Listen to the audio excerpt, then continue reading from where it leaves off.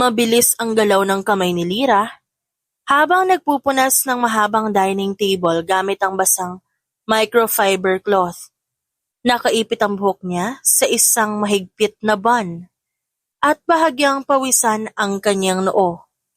Napalingon siya nang marinig ang padabog na yabag mula sa likuran. "Lyra!" Malutong na tawag ni Misha. Nakatayo ito sa bungad ng sala, nakasuot ng silk robe at may hawak na cellphone habang naka-live sa IG. "Come here, now na." Agad na iniwan ni Lyra ang ginagawa at lumapit. Mula ulo hanggang paa, alam niyang hinuhusgahan na naman ang itsura niya dahil sa kanyang laki at kilos. Muling nagsalita si Misha habang nakaharap pa rin sa camera. "Guys, meet Lyra. She's our hardworking helper here." As in super sipag niya. Right, Lyra? Napilitan siyang tumango. "Opo, ma'am." Ngumisi si Misha. Pero hindi yun ngiting totoo. "Can you please bring me my oat milk? Yung cold ha? Hindi yung tulad ng last time. I don't wanna get bloated like you." Bahagyang kumunot ang noon ni Lyra. Ngunit agad din yung nawala. Sanay na siya sa ganitong pananalita. Hindi na siya nagugulat. "Yes, ma'am, kukunin ko na po." Pagkatapos ay tumalikod siya at marahang lumakad patungong kusina. Pagdating niya ng kusina, agad siyang dumiretso sa refrigerator. Binuksan niya ito at kinuha ang oat milk na nakalagay sa pinakataas na shelf. Maya-maya pa, bumukas ang pinto ng kusina. "Lyra." Mabilis siyang napalingon. Nakatayo sa pintuan si Councilor Ashton Samaniego at may hawak na folder. Malalim ang kunot ng noo gaya ng dati. At para bang palaging may kinaiinisan. "Yes po, sir." Lumapit ito ng ilang hakbang at walang abisong inilapag ang folder sa counter. "Ano na naman tong report ng driver? Bakit late na naman ang merienda delivery sa office kanina? You were in charge, right?" Saglit na natigilan si Lyra. Maingat siyang sumagot.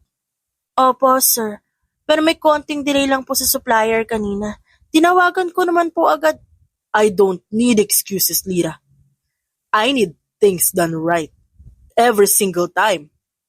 Lahat ng tao rito nagkakamali. Pero ikaw lang ang palaging sablay. Do you even take your job seriously?" Napahagat siya sa loob ng pisngi. Alam niyang hindi ito ang unang beses na siya ang ginagawang salaan ng init ng ulo ni Ashton. "Opo, sir. Pasensya na po. Uulitin ko na lang po yung coordination para hindi na po maulit." Sumulyap si Ashton sa kanya ng mabilis na parang may gustong sabihin. Pero pinili nitong lunukin. Hindi pa man nakakalabas si Ashton ng kusina, muli itong huminto. Kita sa ekspresyon nito ang pag-aalinlangan. Pero sa huli nagtanong din. "Asa na yung quarterly report ng supply? Dapat nasa table ko kanina umaga pa." Napatingin si Lyra sa estante sa sulok ng kusina, kung saan nakapatong ang folder na tinapos niya kagabi pa. "Andyan po, sir. Nilagay ko po kanina sa drawer niyo, pero baka hindi niyo po napansin. Kulay green po yung folder." Tumango ito ng bahagya, pero hindi nagpakita ng pasasalamat. "Next time, let me know kapag nilalagay mo sa drawer. Hindi ako mahuhula." "Noted po, sir." Akala ni Lyra, lalabas na ito. Pero nagulat siya nang muling lumapit si Ashton na tumitig sa kanya ng mataman. "Parang lagi kang may sama na loob kapag ako kausap mo." Napahurap si Lyra, hindi niya inaasahan yon. "Sir? You heard me? Hindi ka makatingin. Parang laging may bara sa lalamunan mo kapag ako ang kaharap." "Hindi naman ho. Sanay lang po ako hindi pinapansin." Napataas ang kilay ni Ashton. "So sinasabi mong kasalanan ko?" "Hindi ho. Wala po akong sinasabing ganon." "Mukhang meron." Hindi agad sumagot si Lyra. Bumitaw siya ng buntong hininga. Sa tumingin ng diretso sa binata. "Sir Ashton, 3 taon na ako nandito. Kahit isang thank you wala pa po nanggaling sa inyo. Hindi po ako umaasa. pero tao rin naman ho ako. Doon natigilan si Ashton. At kung palagi po ako may kulang sa trabaho ko, sana po minsan tanungin niyo kung may pinagdadaanan ba yung tao, hindi lang po kayo magsasalita ng ganyan. Kasi pare-pareho ho tayo napapagod. Hindi nakapagsalita si Ashton agad. Nakatitig lang siya. Para ngayon lang niya naisip na may puso nga pala mga taong nakikita lang niya sa paligid. Okay. Maiksi nitong sagot. Nagsalita ulit si Lyra ng mas mahinahon. Sir, oat milk ni Ma'am Misha. Baka magalit pagtatagalan. Kinuha ni Ashton ang bote mula sa kanyang kamay at bahagyang sumayad ang mga daliri nila. Napatingin si Lyra sa hawakan pero agad ding binawi ang tingin. Lyra, pasensya na kung minsan hindi ako marunong makitungo. Napaangat ng bahagya ang kilay ni Lyra. Hindi niya akalaing maririnig ang mga salitang yon mula sa bibig ng cold niyang amo. Nililinis ni Lyra ang storage room ng opisina sa ground floor at may natuklasan siyang hindi inaasahan. Isang folder na may markang payroll, confidential. Hindi siya mapakali na makita ang isang listahan ng empleyado na may pirma sa ilang dokumento. Lahat ng pangalan ay pamilyar, maliban sa 3. At nasa ilalim ang kanyang pangalan ng mga yon. Pinagpawisan siya ng malamig. Inisa-isa niya ang mga papel, pare-pareho ang format, pareho ang pirma, pero hindi galing sa kanya. Hindi yun ang kanyang lagda, at higit sa lahat, may sahod na pumapasok buwan-buwan sa pangalan niya na hindi niya natatanggap. Agad siyang lumapit kay Ashton bitbit ang folder. Sir Ashton, sorry po sa abala pero kailangan niyo po talaga makita to. May problema po sa payroll. Nakakunot noo agad si Ashton habang tinitignan ang mga papel. Ano to? Kanino mo nakuha? Sa storage po. May mga pangalan po hindi naman nagtatrabaho dito, pero ginamit ang pangalan ko para mapasok sa listahan at hindi po ako pumirma dyan. Umangat ng tingin si Ashton. So ano gusto mong ipuntuhin, Lyra? You're saying scam to at ikaw ang ginamit? Opo, sir. Posibleng may gumagamit ng dummy accounts. Ginamit po pangalan ko tas pirma ko pa, pero hindi ho akin yan. Mabilis tumayo si Ashton, tinawag nito ang ilang staff na nasa paligid. Everyone, come here, listen. Nagtakbuhan ng ilang kasambahay at staff papunta sa hall. Nakangiti pa si Misha habang naglilinis ng kuko. Lyra here is accusing someone of payroll fraud. Apparently, may ghost employee daw at pangalan niya ang gamit. Amazing, right? Sir, hindi po ako nag-aakusa. Humihingi lang po ako ng tulong para ma-review nyo. Hindi po normal to. As far as I'm concerned, ikaw lang ang may dahilan para gawin to. Ikaw ang may access. Ikaw ang unang naglabas ng dokumento. And now you're trying to point fingers? Nanginginig ang dibdib ni Lyra sa inis at gulat. Wala man lang siyang naramdamang duda o pangamba mula sa boses nito. Lahat ng titig nakatuon sa kanya na parang isa siyang kriminal. So at Lyra? Tanong ni Misha. Napalingalinga sa phone. You're the victim now? Hindi na napigilan ni Lyra ang sarili. Bumaha ang luha sa mga mata niya habang mahigpit ang pagkakakuyom sa folder. Ba't ganyan kayo? Ni hindi niyo man lang ako pinakinggan. 3 taon ako rito. 3 taon. Hindi ako perfect pero hindi ako magnanakaw. Nanlaki ang mata ni Ashton sa tono ng boses niya. I trusted this job kahit nilalait ako. Kahit binabaliwala ako pero ngayon, hindi niyo man lang ba naisip na baka totoo ang sinasabi ko? Humigpit ang pagkakahawak niya sa papel. Nagkamali ako sa paggalang sa inyo, sir. Akala ko kahit papano may konsensya pa kayo. Pagkasabi noon, mabilis siyang tumalikod. Hindi na siya lumingon pa. Kahit tinatawag siya na isa sa mga staff, umakyat siya ng hagdan. Binuksan ang pinto ng silid, sa katuluyang isinarayo ng mariin. Hindi na muling bumalik si Lyra sa bahay ng mga Samaniego. Umalis siyang walang dala kundi ang lumang backpack, ilang piraso ng damit at dignidad na pinunit sa harap ng maraming tao. Lumipas sa mga buwan, Sa maliit na inuupahang kwarto sa Sampaloc, sinimulan ni Lyra ang bagong yugto ng buhay niya. Nagbenta siya ng homemade dishwashing liquid, gumawa ng content tungkol sa financial survival tips para sa mga minimum wage earners. Sa una, halos walang nanonood. Pero isang gabi, habang nagve-video siya ng simpleng paano mag-budget ng 2,000 sa isang linggo, naidikit ang kapatid ng boardmate niya sa isang trending audio sa isang platform at aksidenteng na-upload sa public.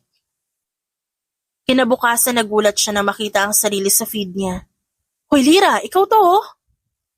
Anang kapitbahay at pinakita ang cellphone. Hindi siya makapaniwala agad, pero nang bumungad sa kanya ang milyong views at libo-libong comments, napaupo siya sa kama. "Wait lang, seryoso to?" Napabulong siya. Hawak ang sariling muka. May nag-comment at nagsabing, "Who is she? Gusto ko siyang maging financial coach. This girl's brain deserves a platform." Kasunod nun, sunod-sunod na message request, mga officers, collab invites, sponsorships. Isang email ang nagpaiba sa lahat.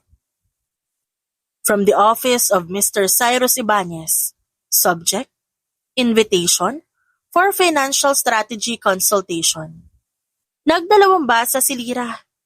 Si Cyrus Ibanez ay isang kilalang negosyante, philanthropist, at mayoral candidate na ayon sa balita, dating business partner ni Ashton Samaniego. Pero ngayon isa na sa pinakamatinding kalaban nito sa politika. Ilang araw lang nagkita sila sa isang private cafe sa BGC. Maayos manamit, komportable kapag kausap, at diretso kung magsalita si Cyrus. "Lyra, right? Impressive content. You're smart, authentic, and you know how to speak the people's language." Napangiti si Lyra pero bahagya siyang kinabahan sa titig nito. "Thank you po, sir. I just wanted to help people like me. Yung kapos pero hindi sumusuko." Tumango si Cyrus. "That's why I want you on board. I'm building a campaign team that's grounded in reality. I need some people who can break down financial policies in ways that masses can understand. I need someone like you." "Financial advisor po?" Tanong niya nang hindi makapaniwala. "Yes, at hindi assistant. I want you as a lead." Saglit na natigilan si Lyra. Ilang buwan lang ang nakalipas, pinahiya siya sa harap ng lahat. Ngayon, inalok siya maging ng pangunahing boses ng isang kandidatong inaasahan na magiging susunod na mayor. "Sir, hindi ho ako sanay sa politika." "Exactly why I want you. Kasi hindi kagaya nila." Ngumiti si Lyra. Tinignan niya ang kamay na inilahad ni Cyrus para sa kasunduan. Sa mga sumunod na buwan, hindi na namalayan ni Lyra ang pag-ikot ng oras. Natutulog siya ng 2 oras lang kada gabi. Kumakain kung kailan lang may time. Kadalasan ay kape at crackers na lang ang laman ng tiyan niya. Wala na siyang pakialam sa itsura niya. At hindi niya na nga namamalayang hindi niya na nagagamit ang makeup pouch na dati. Palagi niyang daladala kahit sa maliit na bulsa na apron. Mula sa meeting, papunta sa barangay outreach. Tapos balik ulit sa headquarters para mag-review ng policy draft. Araw-araw ganun ang ikot ng buhay niya. Hanggang isang araw nasa restroom siya ng isang event, napatitig siya sa salamin. Nanlaki ang mata niya. Grabe. Mahinang sabi niya at halos hindi makilala ang sarili sa refleksyon ng salamin.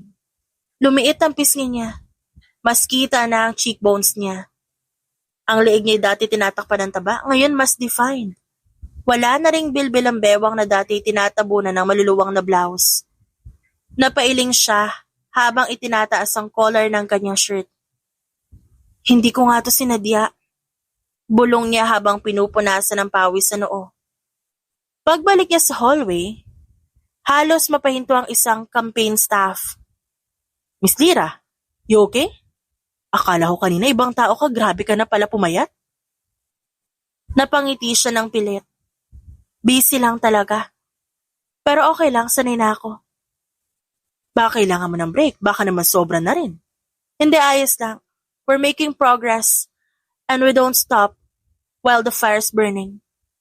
Alam niyang totoo yun. Hindi siya nagrereklamo. Masaya siya sa ginagawa niya. Pero hindi niya rin maitatago ang pagod sa katawan. Gabi na? Nang makarating siya sa shared office unit niya.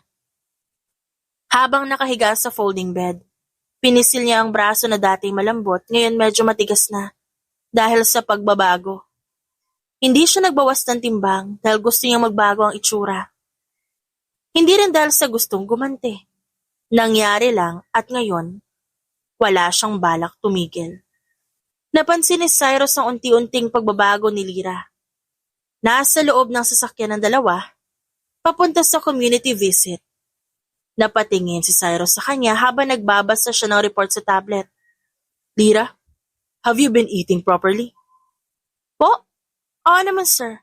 Konti nga lang. Light meals lang lately. Hindi agad nagsalita si Cyrus. Sinulyapan lang nito ang side profile niya. You look thinner than before. Mas energetic ka, yes? But I want to make sure you're not pushing yourself too hard. Ngumiti si Lyra, inayos niya ang buhok na nalaglag sa kanyang muka. I'm okay sir, actually gusto ko nga pong ganito eh. Parang ang gaan sa pakiramdam. Mas magaan gumalaw, mas focus ako. Tumango si Cyrus, pero hindi nawala ang pag-aalala sa mukha nito. Alright, but if you want this lifestyle, gawin natin ang tama. Walang crash diet, walang skip ng meals, let's keep it healthy. Napataas ang kilay ni Lyra. Tayo? Oh, I'll join you. Workout buddy mo na ako simula ngayon. Natawa si Lyra. Wow, seryoso ka talaga, sir? Of course. Kung ako ang boss, dapat example din ako ng healthy leadership. Simula noon, naging rutina nila ang maagang pagising para mag-jogging sa loob ng subdivision tuwing Sabado. Minsan yoga at minsan strength training. At pagkatapos, sabay silang kakain ng healthy breakfast. Masarap pala ito kahit walang bacon. Sabi ni Lyra isang umaga habang umunguya ng salad wrap. Told you. Tugon ni Cyrus at pinupunasan ng bibig gamit ang cloth napkin. Saka mas okay ito para sa utak mo. You'll feel the difference. Naging magaan ang loob ni Lyra kay Cyrus at hindi dahil mabait lang ito o suportado siya, kundi dahil sa bawat simpleng kilos nito dama niya ang respeto. Nag-aayos siya ng mga papeles sa campaign office nang pumasok si Cyrus na may hawak ng bouquet ng white lilies. Lyra. Tawag nito ng mahina. Napalingon siya at agad natigilan sa nakita. Sir, para saan yan? Tanong niya bagamat alam niya na ang sagot. Lumapit si Cyrus at iniabot ang bulaklak. Not sir tonight, just Cyrus. And gusto ko tang yayain. This weekend, may fundraising event akong dadaluhan. And I want you to come with me as my date. Date? Halos mabitawan ni Lyra ang ballpen sa gulat. Yes, matagal ko na itong gustong sabihin, Lyra. I admire you. Di lang dahil matalino ka o masipag, but because you're real. And I'd like to know you more. Hindi siya nakasagot agad. Pero sa likod ng kaba at pagkagulat, naroon ang kakaibang kilig na matagal niyang hindi naramdaman. Kasama ni Lyra ang team ni Cyrus sa isang private venue na puno ng mga kilalang pangalan sa politika at negosyo. Habang pababa sila ni Cyrus mula sa grand staircase ng venue, napatingin sa kanila ang halos lahat ng naroon. Isa na roon si Ashton Samaniego. Napakunot ang noon ni Ashton at bahagyang napaatras nang mapagmasdan pa ang mukha nito. Hindi siya agad nagsalita, nanatili siyang nakatitig. Tila pinipilit alalahanin kung saan niya nakita ang babae. Si Cyrus ang unang nagsalita. Ashton. Malamig ang boses nitong sabi. Cyrus, your date looks familiar. Ngumiti si Cyrus at lumingon kay Lyra. She should be. You worked with her. Or, rather, underappreciated her. Doon na kumistap ang mata ni Ashton, unti-unting bumuka ang labi sa pagkagulat. Lyra? Halos pabulong nitong sambit. Tumango si Lyra saka tumuwid ang likod at taas noong nagsalita. Good evening, counselor. Napapikit si Ashton sa pagkapahiya. Napatingin sa baba na ilang segundo. Hindi siya makatingin ng diretso kay Lyra. Lumingon siya kay Cyrus. Shall we? Ngumiti si Cyrus at inalok ang braso sa kanya. Let's go. Ashton, are you okay? Tanong ng kasamang babae nito, isang anak ng senador na hindi sanay mabaliwala. Pero hindi sumagot si Ashton. Hawak niya ang champagne glass pero hindi yun ginagalaw. Nanatiling nakatitig siya sa sayawan kung saan kitang-kita niya si Lyra na sumasayaw kasama ang dating kaibigan. Saka lang siya nagsalita. Alam mo ba yung feeling na may binili kang painting dati pero iniwan mo lang sa storage? Tas one day makikita mo siyang nakadisplay sa gallery at may ibang gustong bumili sa kanya. Huh? Tanong ng babaeng nasa tabi niya. Never mind. Aniya, sabay lagok ng champagne. Hindi mapakali si Ashton sa loob ng kanyang opisina. Paulit-ulit niyang tinititigan ng larawan sa tablet na isang kuha mula sa fundraising gala kung saan magkatabi sina Cyrus at Lyra. Pareho silang nakangiti ng magkatabi. Pilit niya ay tinatanggi sa sarili. Pero may bagay sa litratong niya na hindi niya matanggap. Dahil ang dating kasambahay niya ang kasama nito. Ang dating inaapi lang sa loob ng bahay nila. Ngayon maganda, matalino at kapantay ng mga ginagalang sa lipunan. Hindi ako makapaniwala. Bulong ni Ashton. Mula noon pa man, may parte sa kanya na naiintriga kay Lyra. Kapansin-pansin ang katahimikan nitong kumpiyansa. Ang paraan ng paggalaw at ang galing nito mag-organisa kahit sa ilalim ng pressure. Ngunit pinili niyang itanggi yun. Pero pinili niya ipagsawalang bahala dahil hindi ito tama. Para sa tulad niya na anak ng kabilang sa political dynasty, hindi dapat naapektuhan ang presensya ng isang kasambahay. Tumayo siya at lumapit sa filing cabinet. Saka binuksan ng isang compartment at nilabas ang isang lumang envelope. Isang confidential report tungkol sa tauhan niya noon na patungkol sa ilang staff sa bahay kabilang si Lyra. Ilang taon na ang nakalipas. Nagpadala sa kanya ng anonymous tip na may scam daw na sangkot si Lyra na hindi ito dapat pagkatiwalaan.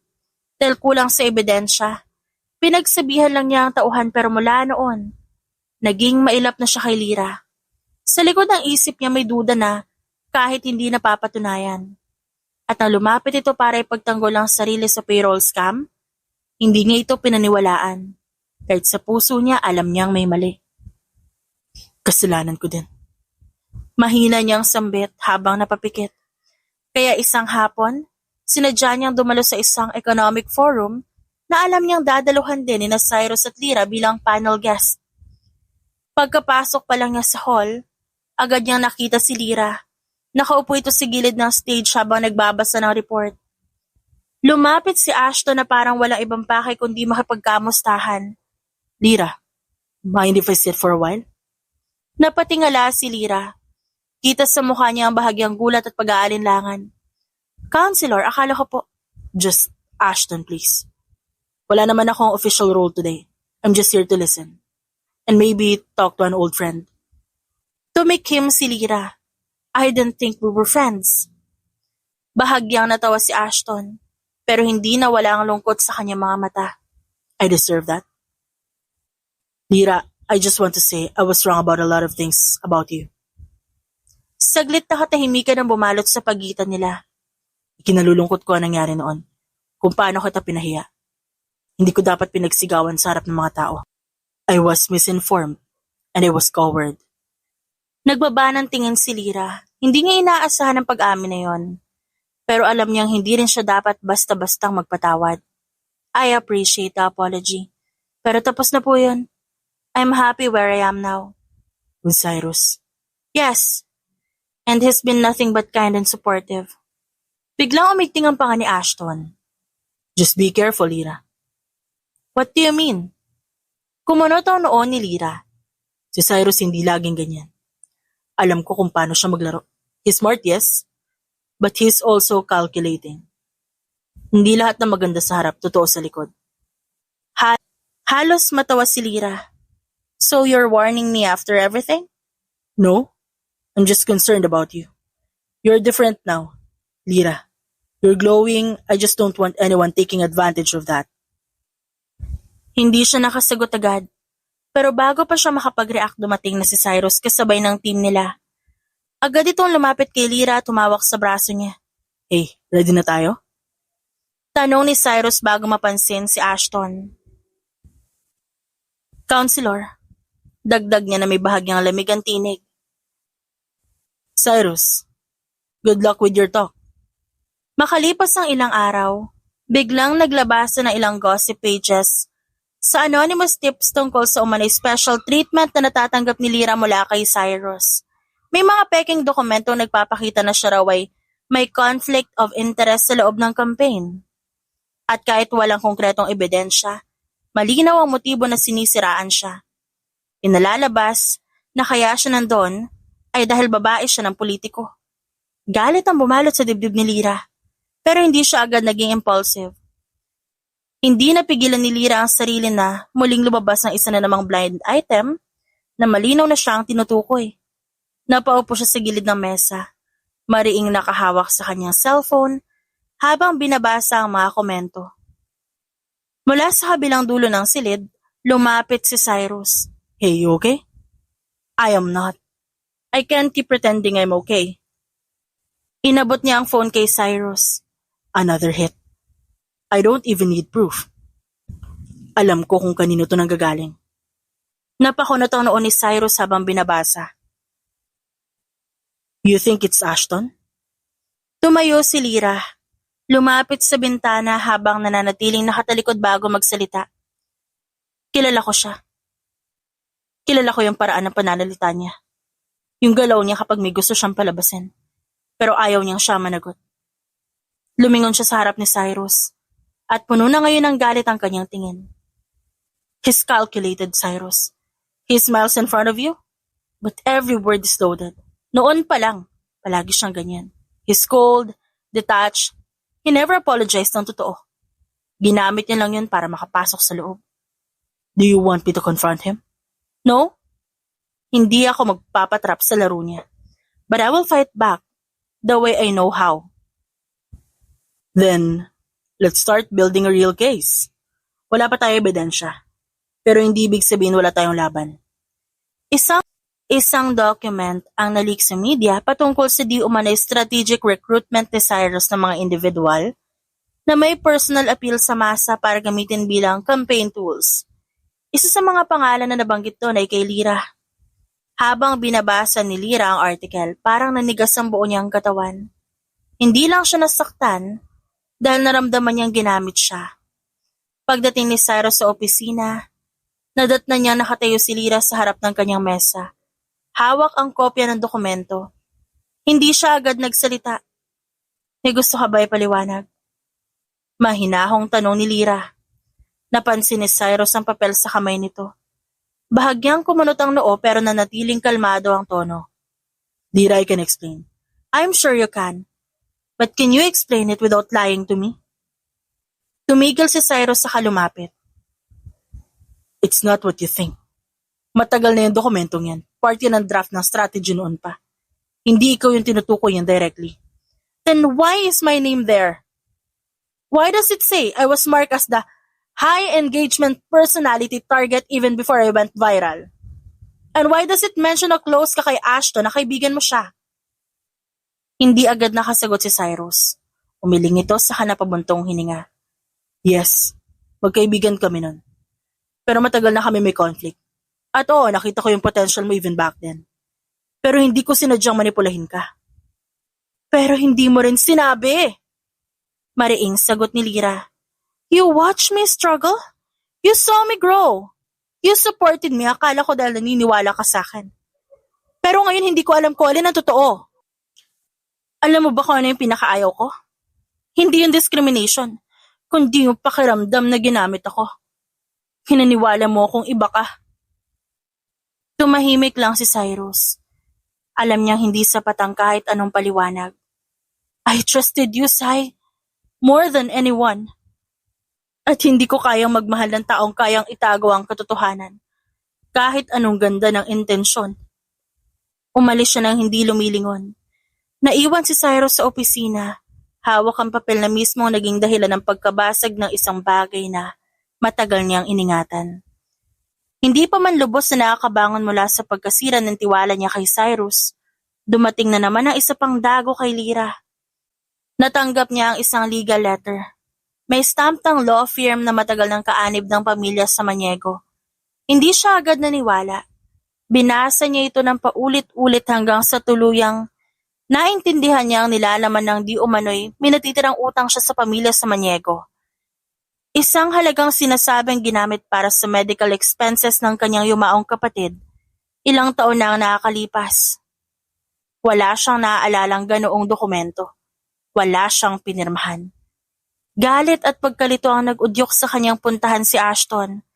Nakasalukuyang nasa isang press event. Hindi siya nagpaligoy-ligoy pa at diretsong pumasok sa backstage. Anong klaseng laro na naman to? Mariing tanong ni Lyra habang hawak ang legal notice. Tumigil si Ashton sa pagbasa ng kanyang notes. Tinignan nito si Lyra na ngayon ay hindi na simpleng kasambahay lang, kundi isang babaeng matapang. May paninindigan at hindi na madaling balewalain. See, you got the letter. It's nothing personal, Lyra. Business is business. Business? You're suddenly collecting a debt na hindi ko naman pinasok? You expect me to believe na hindi mo ito ginagamit para lang mabalik ako sa ilalim ng kontrol mo? Naglakad si Ashton palapit. Nakapamulsa ito at may bahagyang ngiti sa labi. Alam mo kung ano nakakatuwa sa'yo, Lyra? You pretend like you're free. Pero sa dulo lahat tayo may utang sa sistema. You were under my roof. My rules and my resources. Mariing pinisil ni Lyra ang dokumento sa kamay niya. So this is what you want? Control? Blackmail? Akala ko ba hindi ka bababa sa ganyang level? You left. Sagot ni Ashton na mas seryoso na ngayon. You humiliated me sa publiko, sa kampanya, sa sarili kong turf. What did you think I'd do? Watch your rise? While you let that down Cyrus touch what was once mine? Puno ng pota mukha ni Lyra. Halos mapunit niya ang papel sa kamay. I was never yours, Ashton. Hindi mo ako pag-aari. At lalong hindi mo ako kayang itali gamit ang kasinungalingan mo. We'll see, Lyra. Tumawa si Ashton. We'll see how long you can pretend na kaya mong lumaban na mag-isa. Pinatawag ulit si Lyra ni Ashton para sa isang private conversation. Nakangiting sinalubong siya ni Ashton. May hawak itong wine glass at nakaupo sa isang plush na upuan. Tumayo ito na makita siya. Lyra, thanks for coming. You look different. I'm not here for compliments. Let's keep this short. I'll be honest, that debt is real. But I can make it disappear. Tulad ng mga kasalanan mong gustong kalimutan na lipunan. Hindi sumagot si Lyra. Hinayaan niya ito magsalita.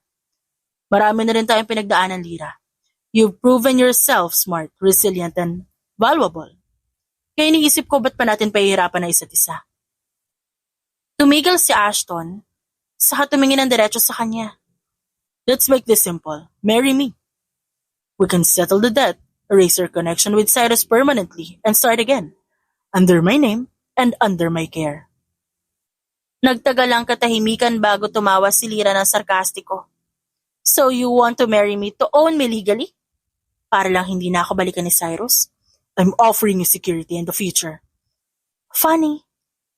Ani Lyra, tumayo na't inayos ang suot. You're unbelievable, Ashton. Lyra, let me guess, you thought I'd be desperate. You thought na sa kabila ng lahat, pipiliin ko maging trophy wife mo para lang makaligtas? But here's the thing, Ashton. I don't need a saving. Especially not from the man who caused half my wounds.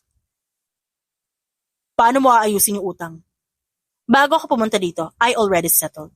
Natuklasan kong pinasa sa pangalan ko ang utang without proper consent. I filed a legal petition supported by witnesses from your former staff and backed by Cyrus' legal team.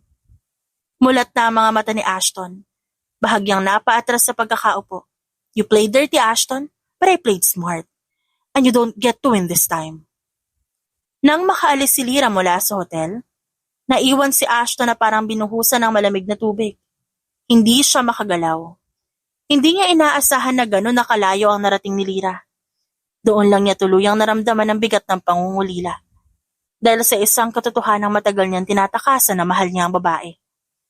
Hinangaan niya ito dahil sa angking talino, sa prinsipyo at sa paninindigan. Kaya pala siya naging desperado. Kaya pala niya gusto itong kontrolin. Dahil alam niyang hindi na siya kailanman makakahanap ng katulad ni Lyra. Pero huli na para sa kanya ang lahat. Tuluyang naayos ni Lyra ang lahat ng problema, nalinis ang pangalan niya, nabayaran ang dapat bayaran, naayos ang reputasyon sa publiko. Maraming nag-alok na maging karelasyon niya, pero lahat ay magalang niyang tinanggihan. Ayoko muna. Sagot niya minsan sa isang kaibigan. Hindi ko kailangan ng lalaking magpapatunay ng halaga ko. Hindi inaasahan ni Lyra ang muling pagkikita nila ni Ashton. Nangyari ito sa isang public forum kung saan inimbitahan siyang guest speaker para sa isang women empowerment campaign. Nang matapos ang kanyang talk at papalabas na siya ng venue, bumungad sa kanya ang pamilyar na tinig. Lyra. Nakatayo si Ashton sa gilid. Simple lang ang ayos nito pero ibang-ibang tindig. Nawala na yung dating mayabang na parang nanliliit pa nga habang nakatingin sa kanya. Pumunta ka dito? Tanong niya, gamit ang nagtatakang tono. I heard you were speaking. Gusto lang kita marinig. And to be honest, to see you. Bakit? Tanong niya, diretso. To check if kaya mo pa rin akong kontrolin? Umiling si Ashton. No, I came because I owe you respect. Gusto kong makita kung paano mo naabot lahat ng to without anyone's help, and you did. Ilang segundo siyang tumitig dito. Napansin niyang medyo pumayat si Ashton at tila laging pagod ang itsura nito. Pati na rin ang mga mata. Hindi ito ang dating confident at mapagmataas na lalaki. Ngayon mo lang ba na-realize na hindi ako kailanman naging sayo? Umiling si Ashton. Saka humakbang paakyat sa entablado para mapantayan ang tingin ni Lyra. Matagal ko na alam. Hindi ko lang matanggap. Sagot ng binata. Tumango si Lyra. At ngayon, anong gusto mong sabihin? Huminga ng malalim si Ashton. Tila pinipigilan ang sariling emosyon. I want to apologize for everything. For making you feel small. For treating you like something I could own. I was wrong. And no matter how much I tried to justify it, I know I was wrong. Hindi agad nagsalita si Lyra. Tinitigan lang niya ito. And now, what do you want from me, Ashton? Dahil hindi ako nandito para makapag-ayos at makapagkaibigan sa'yo. I know. And I'm not here to ask for anything. Just to say that I'm proud of you. I admire you more now than ever. And you didn't let me break you. Good. At sana, kung talagang totoo yung sinasabi mo, you'll keep becoming a better man for yourself. Tumalikod na siya para umalis. Pero sa gilid ng venue, may narinig siyang usapan. Si Cyrus? Naku girl, kung alam mo lang, may dinidiskartehan na namang bagong staff sa campaign team niya. Grabe. Akala ko ba si Lyra daw yung special niya? Temporary nga lang daw yun. Ginamit lang siya kasi matalino at may public appeal. Alam mo naman ang mga politiko. Napahinto si Lyra. Hindi siya lumingon pero lalong tumibay ang pasya niya sa kanyang kaloob-looban.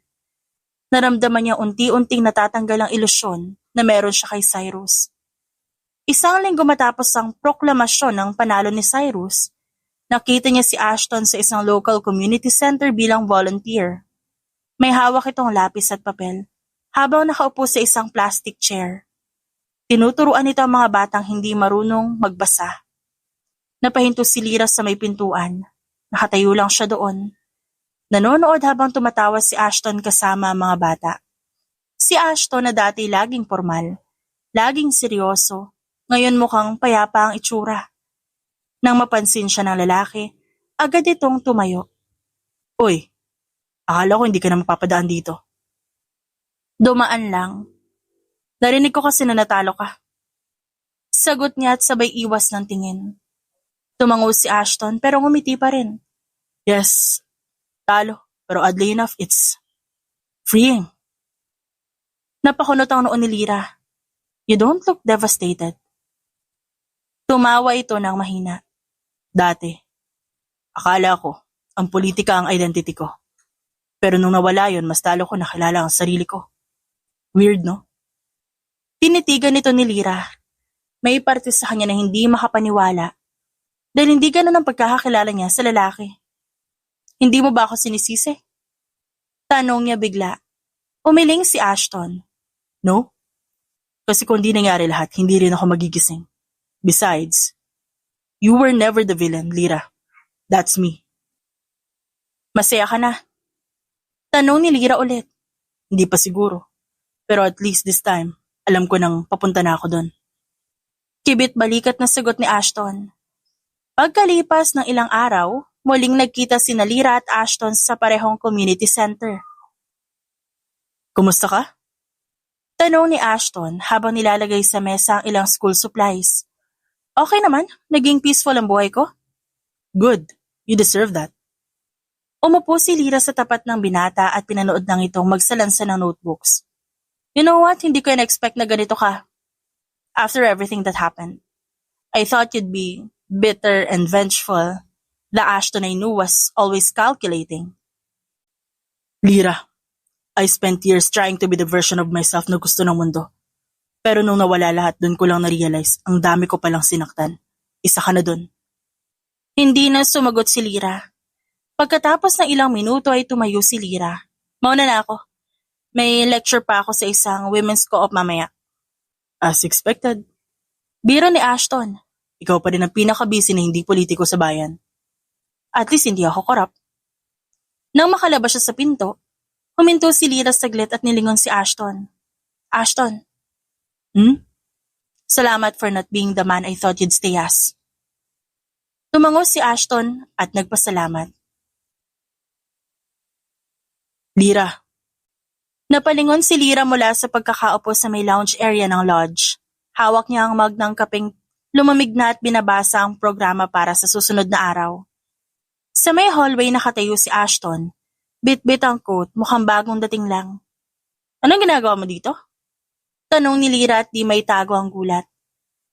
Akala ko ako lang guest speaker for tomorrow. Pero clearly, the universe enjoys awkward reunions. Sagot ni Ashton habang papalapit. Napairap si Lyra, pero hindi na sumagot. Tumayo siya at niligpit ang gamit at balak na sana umalis, pero bumuhos ang malakas na ulan. Dumagundong ang kulog, kasunod nito ay naputol ang kuryente. Seriously? Bulong ni Lyra, hawak ang bag habang nakatayo sa gilid ng glass door at pakiramdam niya, pinaglalaroan siya ng tadhana. Tinawanan lang siya ni Ashton habang binababa nito ang sariling gamit. Looks like we're stuck here for a while. Nang bumalik ang emergency lights, may staff na lumapit sa kanila. Pasensya na po, ma'am, sir. Hindi po makakadaan ang sasakyan. Fully booked din po ang iba. But we've prepared a room with 2 beds for you both, since kayo po ang speakers. Sabay silang napatigil at sa bandang huli wala nang nagawa pa. Nag-aayos si Lyra ng gamit habang si Ashton naman, tahimik sa kabilang kama. Ilang minuto ang lumipas sabay silang nagbukas ng bibig. I'm not the same guy, you know. I know. Doon sila nagkatinginan. I mean, I still have issues. Pero I don't manipulate anymore. I don't control people. I let go. Good, dapat lang. Sagot ni Lyra ng maiksi pero may laman. Do you ever regret walking away? No, kasi kung di ako umalis, hindi ko makikilala ang sarili ko. Huminga ng malalim si Ashton. Pero ikaw, do you regret pushing me away? As in ngayon? Every day. Maya-maya pa sabay silang natawa ng marinig ang tiyan ni Lyra na tumunog dahil sa gutom. Gutom ka pala eh. Sorry hindi kasi ako sanay na wala akong dalang snacks. Halika, may nakita akong vending machine sa baba kanina. Baka may cup noodles doon. Tahimik lang na iniikot ni Ashton ang baso sa kanyang mga daliri, habang si Lyra naman nakatingin lang sa mga kumikislap na ilaw sa paligid. Gusto mong bumalik sa syudad mamaya? May driver akong kasama. Gusto ko muna manatili dito. Bihira ako magkaroon ng ganitong moments. I feel the same. Ashton, ba't pa ba ginagawa to? Doing what? Yung ganito. Kahit di mo aminin, napapansin kong nandoon ka kapag nasa paligid ako. Hindi naman sa nag-a-assume ako pero masyado kang obvious. Kasi Lira, kahit nung panahon nakasambay ka pa, I already felt something. Napalingon si Lira sa lalaki. Bahagyang nanlaki ang mata niya. Ngunit nanatiling kalmado ang kanyang boses. What do you mean? I liked you. Is it weird to like someone na masyadong suplado nun sa'yo? Nagbaba ito ng tingin sa baso. Kaso hindi tama, di ba? Kasi boss ako. Tapos ikaw, well, the whole world would have judged me. Kaya ang ginawa ko, I judged you first. Mas madali magtago kaysa umamin. Huminga ng malalim si Lira. Tila hindi inaasahang maririnig ang ganitong klaseng pag-amin. So that's why you were cold?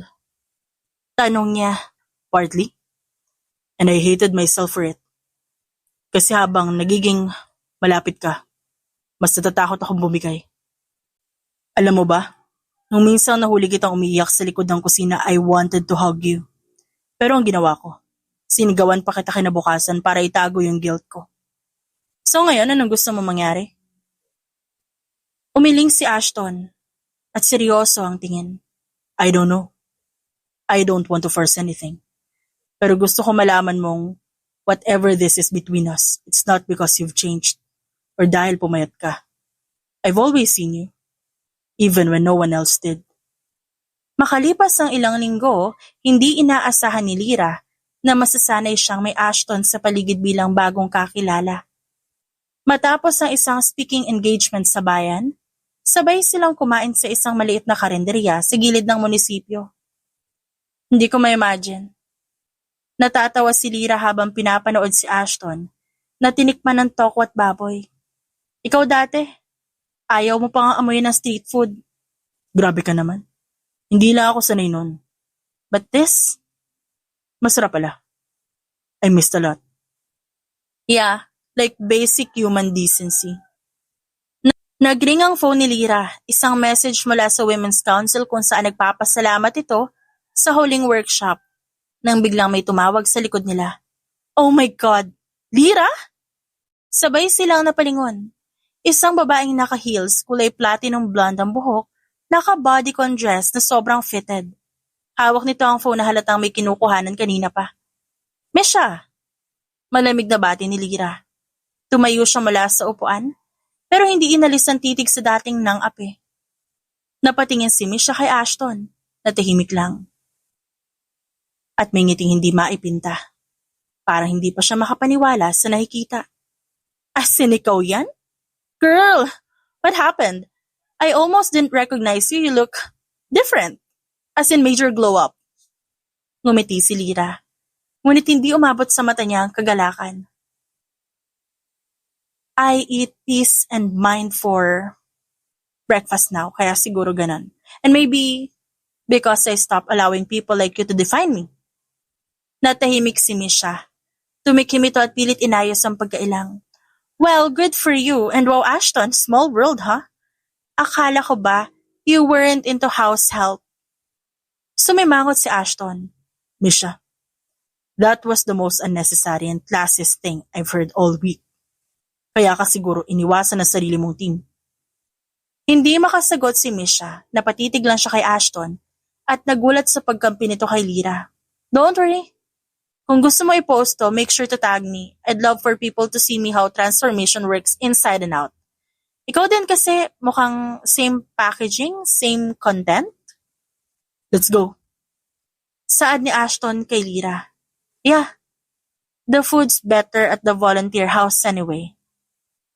Habang naglalakad sila palayo, hindi mapigilan ni Ashton ang tawa. You literally burned her in one sentence. At bakit? Akala niya siguro hindi ko siya kayang sabayan. Ang dating Lira would have just walked away. The old Lira was scared of losing what little peace she had. Pero ngayon I make my own. I really like this version of you. Too bad, she's not here to impress anyone. Even me, especially you. Ilang araw matapos ang enkwentro nila kay Misha, nagkita muli sina Lira at Ashton sa isang art therapy workshop bilang participants. Hindi yan plano. Pareho lang silang inimbitahan ng isang common friend na art teacher. Okay, I wasn't expecting this. Natatawang sabi ni Lyra habang pinagmamastan ang gawa ni Ashton. Iisang napaka-abstract na bilog na may guhit na parang itlog. Bilog yan. Inner peace ko raw. Looks like more inner scrambled egg. Biro ni Lyra. Napahalakhak si Ashton at binaba ang brush sa mesa. I swear, masira pa ako dito kasa sa thesis ko nun. Ngumiti si Lyra, isang ngiti hindi niya namalayang totoo na pala. Lyra, can I paint you? Tanong ni Ashton, sabay kuha ng isa pang malinis na canvas. Excuse me, hindi ako nude model, no? Hindi naman sa ganun. Just how I see you, in colors. No face, no body, just you. The version I remember. And the version now. Napatingin si Lyra sa binata. Hindi siya agad nakasagot. Parang may hinaplos na kakaibang init sa dibdib. Sige, pero kapag pangit yan, ilalabas ko yan sa next event mo. Lumipas ang halos isang oras. At abala silang pareho. Habang si Ashton ay focus sa pagpinta, si Lyra naman nagdududol lang sa isang papel, isang version ng lumang bahay na pinagtrabahuhan niya nun. Done. Agad siyang lumapit at sumilip.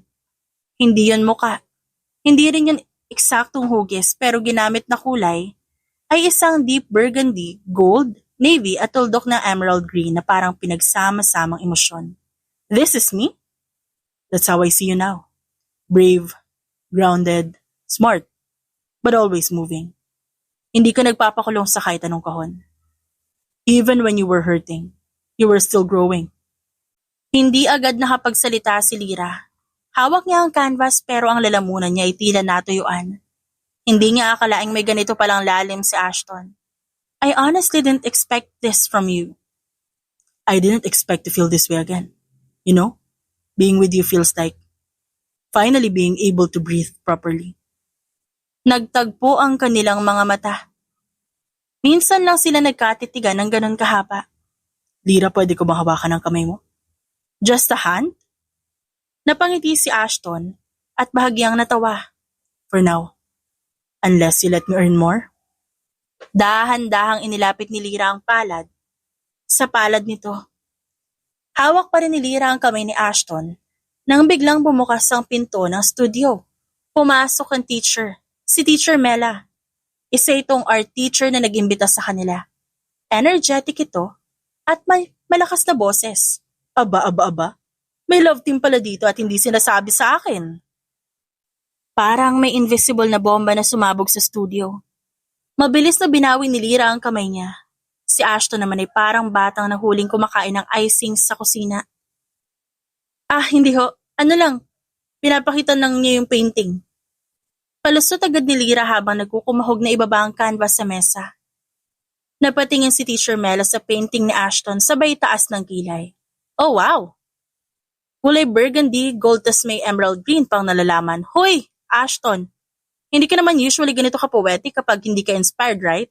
Lyra, ikaw ba to? Hindi na makatingin ng diretso si Ashton. Si Lyra naman hindi malaman kung tatawa, o tatakbo palabas, o ipipinta na lang ang sarili habang nakapikit ang mata. At saka, bakit kayo magkatabi sa isang bench? May pinaplano ba tayong love in the time of art materials dito? Tuloy pa rin si Teacher Mela sa pang-aasar. Teacher, hindi naman po coincidence. Sabay ubo ni Lyra kahit wala naman siyang ubo. Oh, coincidence ang holding hand.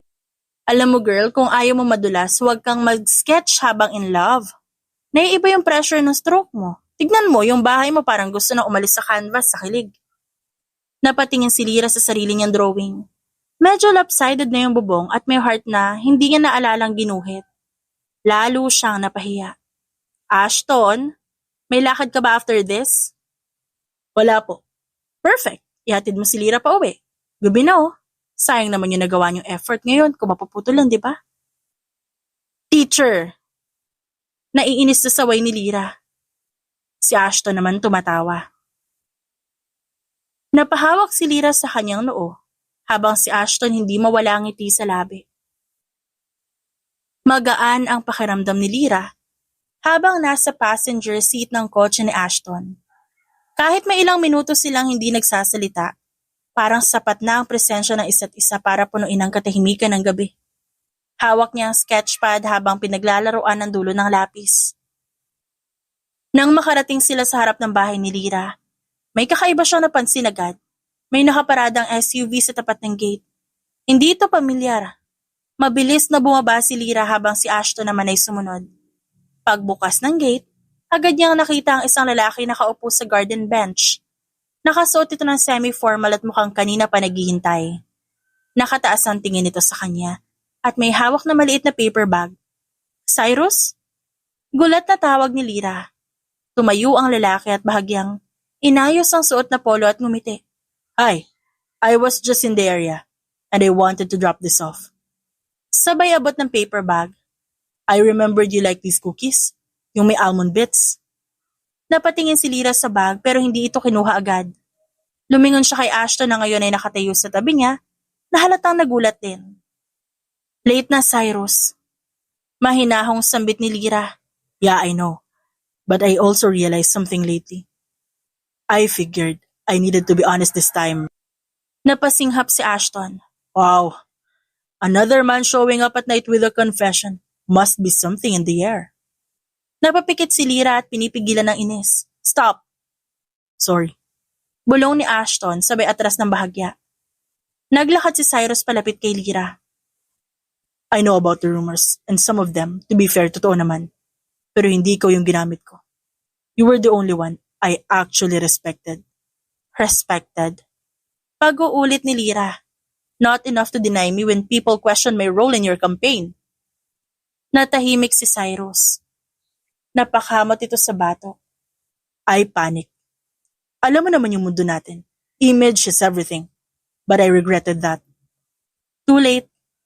Maikling sagot ni Lyra. Tumango si Cyrus at binaba ang paper bag sa mesa. I'll go. I just wanted to say my piece. Pag-alis nito ay nag-iwas ng tingin si Lyra. Nakahawak na siya sa doorknob nang maramdaman niyang bahagyang tinapik siya ni Ashton sa braso. Okay ka lang? I just hate that he still has the power to surprise me after everything. You want me to stay? Gabi na, baka mabasa ka pa na ulan. At saka, may extra blanket naman ako. Wow, first time mo akong papasukin sa bahay mo. Nang hindi ako pinapaalis agad. Don't read too much in it. Sa sofa ka at huwag kang magkalat. Sumunod si Ashton. Suot pa rin ang ngiting hindi maalis sa muka. Pero bago pa man siya makaupo sa sofa, tumunog ang cellphone ni Lyra. Nang tignan niya ito, isang pangalan ng lumitaw na hindi niya inaasahang makikita pa. Misha calling. Napatingin siya kay Ashton at hindi ito nakaligtas sa paningin ng binata. You okay? Tinitigan niya ang pangalan sa screen saka pinindot ang decline. Yeah, I'm choosing peace tonight. Pagkatapos niyang i-decline ang tawag ni Misha, bumuntong hininga si Lyra at inabot ang remote ng TV. Mabilis ang naging daloy ng mga linggo. Sa dami ng mga dinner na inaalok ni Ashton, hindi na malaya ni Lyra na unti-unting bumabalik ang dating kurba ng kanyang katawan. Wala na ang pagkastrikto sa diet at tuwing magkasama sila siguradong may dessert, may extra rice at laging may take home. Lyra, please lang. You need to try this truffle mac and cheese. I swear, parang may magic to. Napapikit siya habang inunguya. Okay fine, magic nga. See? You trust me now. Hindi ako nagtiwala. Gutom lang ako. Napansin na rin ni Lyra ang ilang sulyap ng dating kakilala, lalo na sa university kung saan siya paminsan-minsang bumibisita. Hindi na siya kasing slim noong nakaraang buwan, at sa loob-loob niya, naroon ang takot na baka bumalik ang lahat. Ngunit isang gabi, habang nasa kotse sila ni Ashton, binuksan niya ang tanong na matagal niya nang gustong itanong. Ashton, napansin mo ba? Tumataba na ako ulit. Di ko napansin. Ang napapansin ko, masaya ka ngayon. Ashton, seryoso ako. Ako rin. Ba't ba parang akala mo hindi ka pwedeng tumaba? Kung yan ang katawan mo kapag masaya ka, then I want that version of you. Wala kang standards. Meron, pero hindi sa timbang. I mean, gusto ko yung ikaw. Yung mapanuri, yung sarkastiko, yung galit sa mga walang sense sa tao. Gusto ko yung Lira na hindi natatakot magsalita kahit mapahiya. Gusto ko yung tumatawa ka, habang may pagkain ka sa loob ng bibig mo. Gusto ko yung Lira na nandito ngayon. Natahimik siya saglit dahil ramdam niya ang katotohanan sa tono nito. Tahimik lang si Lira. Hindi niya alam kung paano tutugon. Kaya umiling na lang siya at suminghap ng mahina. Ba't mo ba kasi ako laging ginaganyan? Anong ginagawa ko? Yung parang pinipilit mo kong paniwalaan na okay lang ako. Kahit na hindi ako sigurado sa sarili ko. Parang lagi kang may sagot, parang, yasan dyan na mali. Hindi ba dapat lang na may isang taong tumingin sa'yo at sabihin, you're okay just you are? Minsan nakakainis ka. Alam mo ba yon? Kasi hindi kita kayang kontrahin kapag ganyan ka magsalita. Ilang araw pagkatapos ng opisyal na pag-amin ni Lira kay Ashton, naging sila. Mabilis sa mga sumunod na linggo. Kasama na siya sa routine ni Ashton. Tuwing Sabado, may secret book auction sila sa basement ng isang lumang gusalis sa Cubao. Tuwing Martes, nagtatry sila ng obscure Japanese izakaya sa Makati, na hindi sinusulat ang menu sa English. Love, tawag ni Lira habang nagsusulat ng article.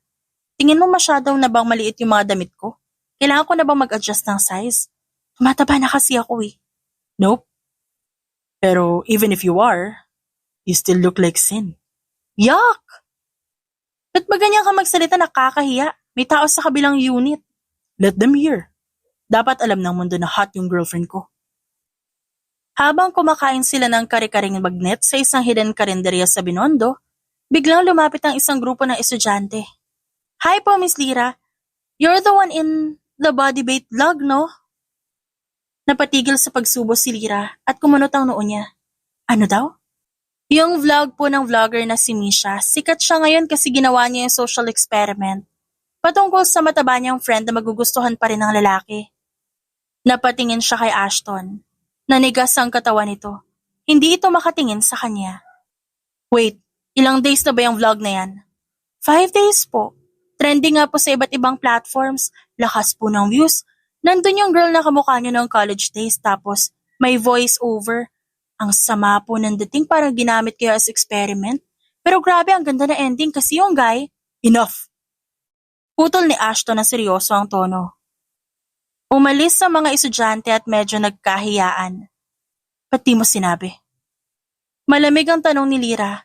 Nagsimula na siyang mag-impake ng gamit nila sa mesa. Lira, alam mo to, Ashton? Hindi ko agad alam. I just saw it kahapon. I was going to tell you after dinner pero... Pero ano, naisip mo baka hindi na ako magalit kung busog na ako? Mabait ako, Ashton. Pero ginawa na akong content, iba na to ngayon. Lira, please don't walk away. I'm not walking away. I'm walking home. Bumisita si Lira sa Pampanga para sa isang community workshop tungkol sa financial literacy sa rural areas. Pagkatapos ng huling session, lumapit ang organizer sa kanya. Ma'am Lira, may gustong kumausap sa inyo. Sabi niya importante raw at kilala niyo daw po siya. Kilala? Bago pa siya makapagtanong, inabot sa kanya isang Polaroid picture. Siya, na kumakain ng banana cue sa isang seminar noon. At may nakasulat sa likod nito. Turn around. I'm fixing what I should have never let break.